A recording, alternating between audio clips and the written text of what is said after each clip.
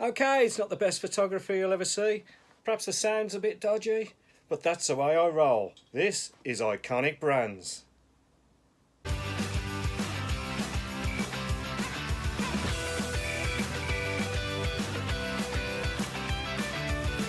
I'm off to see a chap called Steve Denton.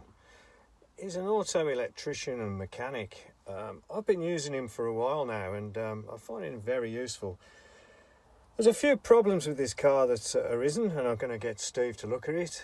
Electrics, I really don't like touching electrics at all. I've had a few problems, little niggly problems with the car, so it's best to get somebody like Steve to have a look at it. Also, the biggest problem is the Rev Counter on this car. It's the 1, 2, 3 ignition system, whereby having it fitted, the Rev Counter does not work. I've looked on the internet, and sure enough, there's a few people out there who've had the same problem. They've fitted these electronic systems, and for some reason, the Rev Counter doesn't work, and this one has been like it since I've had the car. Now, Steve's an interesting guy, actually, for somebody so young. He's only about mid-30s, and when I speak to him, it's like talking to somebody roughly my own age, you know, in my 50s.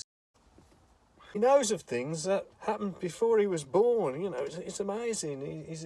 He's a really nice chap, and he's got his own YouTube channel.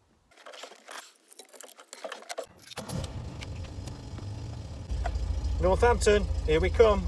He used to talk to me at my age when I was his age, if that makes sense. You'll see what I mean when you get to meet him.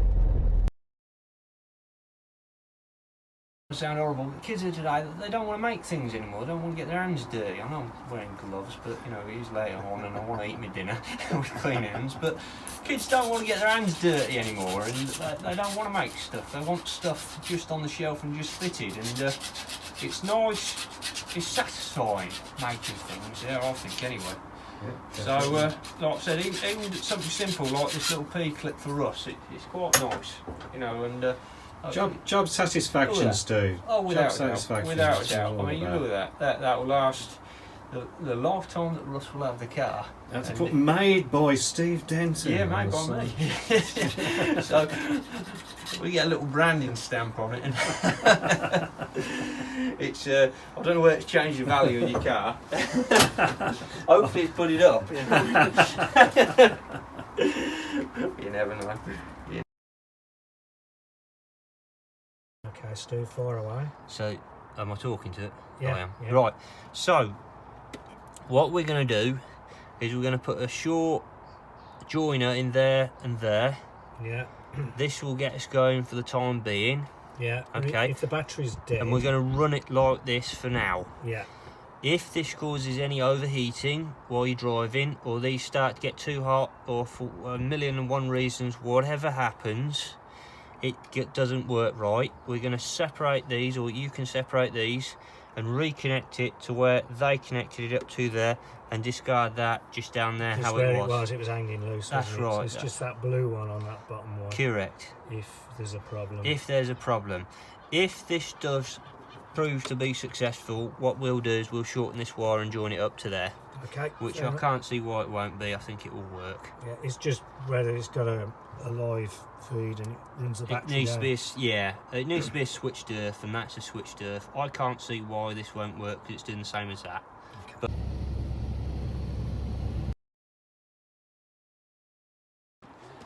just shows you can do some work yourself, but sometimes you really have to get the get help in somebody who actually knows what they're doing. Electrics and me don't get on.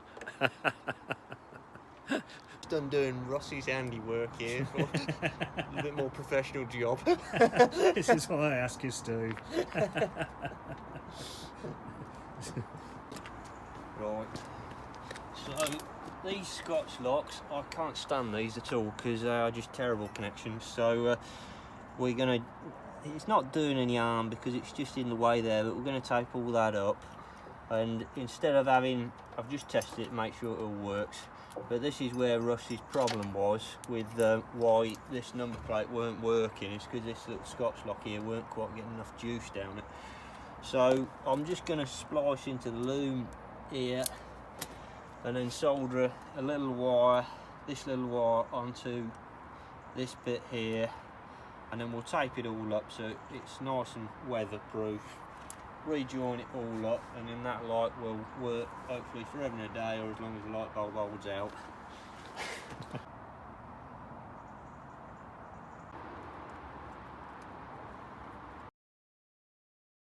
Might be the bulb then. I don't think it is. I don't think the bulb is earthing through its little holder there. So I'm going to put you in another earth, and hopefully that should work. Okay, Stu. All right. Is that working there? Yeah, off and on, Steve. Excellent job, mate. Off. Yeah, on. dipped, main buoy, yeah, blue Yeah. lights on. Yeah. Okay. Right. I'll just put a spade connection on the end of that. Right. Is that working? Yeah, I can see a blue light. Off. Off. On. Off. Yeah, it's working. Good. Thanks, Steve. Well, you got your indicator working. Excellent job, Steve. Thank Cheers. you. No worries. It's tight. You have to be honest, Schwarzenegger to pull that out, didn't you? It's all right now. What did you do then, Steve? I think it's the angle. We're going to modify this to like our Mini works as opposed to how an MGB works. In MGB, the choke cable works off the sheathing and keeping it anchored up here. We're going to use the cable because Russ has been having problems with his cable not going backwards and forwards nicely. We've gone through 2 cables now, so I've decided to use my initiative and basically triumphify. He's going to triumphify my MG. Sorry, MGB fans, but necessities and needs must. To make the cable run a lot more smoothly and a lot more freely, so it's not going to be running on the sheath, lifting up and down the choke. We're going to be running on the actual cable itself. Now I think that's a much better idea because the cable runs nice and freely when it's not all hooked up, and so does all the choke run nice and freely. So I've got this little mini adapter that we're going to stick in there by the choke, and then we're going to reuse this little trunnion down there, reroute the cable so it'll be going over the top instead of from underneath, and then it will work the choke cable from underneath here, and the return spring that's on this side we'll just put on that side, and fingers crossed, a little bit of ingenuity, it should all work. So let's see how we get on. Do you ever feel like you were born in the wrong era, Steve? All the time, yeah. All the time. Do you think you had a previous life back in the 50s and 60s? I think, ideally, I think I would have been born around about 1900, 1910, just about too young to serve in World War I and too old to serve in World War II. Yeah. And do you mind me asking you how old you are, Steve? 36. He's 36 years old. 36 years old, taught by my dad. Oh, Dad, absolutely everything. And he taught me a lot of stuff, about cars, life and everything. That's interesting. I owe everything to Dad, really. Yeah, he's my go-to man. Whenever anything goes wrong, I always go to Dad. Yeah, definitely at home with 60s and 70s stuff. Modern stuff, eh, Steve? Not so keen on. The modern stuff is, at the moment, it's my daily job. Although, a few of these I do work on, obviously at the moment Ross helping him out. But the old stuff, it's a way forward to go backward. I'd say, if I can get enough of these to make a living, then that's the way I want to go. And I think, we're at that point with classic cars where the older generation, such as Russ, God bless him, they're getting that stage where they don't really want to be working on these old cars anymore. True, because yeah. The body won't let them, but the mind is still there. And body won't let me. but the mind is still there, but the body won't let them. So I think I've jumped on this classic car bandwagon type thing about the right sort of time, because I think there's lack of people my own age who don't understand. Oh, definitely. There's not many, cars. Stu. There's not many like you. That's right. There's And, definitely. so I think that there's a good market out there for for me, hopefully. And if not, well, at least they give it a try. Yeah, can't say fairer it's than what that, I can love you? doing. I love walking on it. I love these old things. I live for classic cars and classic motorcycles. I would definitely born in the wrong era. And it's definitely a labour of love, Steve. That's for sure. Without doubt. It's. I certainly say, if you love your work, it's not work. No, you never work a day of your life. Never work a day of your life. So this is what I love doing, and I will keep doing this until we can't get hold of petrol. I'll still be working in the driveway or working from some garage, messing about with an old Brooks car, because it's what I love doing. And you should never stop doing what you love doing in life, because you're only on this planet once, and every day is a precious day, really. So if you can do what you love doing, I think there's no better life than that. Well, thumbs up. Keep your eye on. Yeah.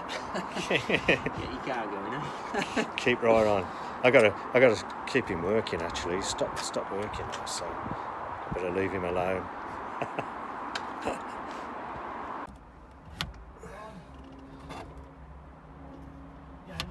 That's okay. Turn your locks off. I don't want to drain your battery. Thanks, Steve. Yeah, Look that's after another the one. people, eh? Yeah.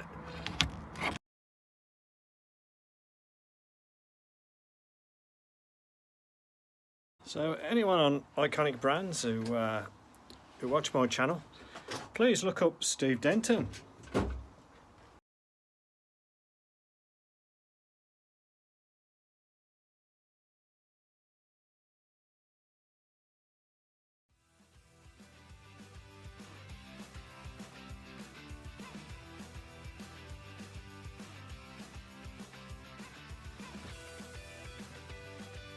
If you enjoyed watching my videos, please subscribe and stay updated.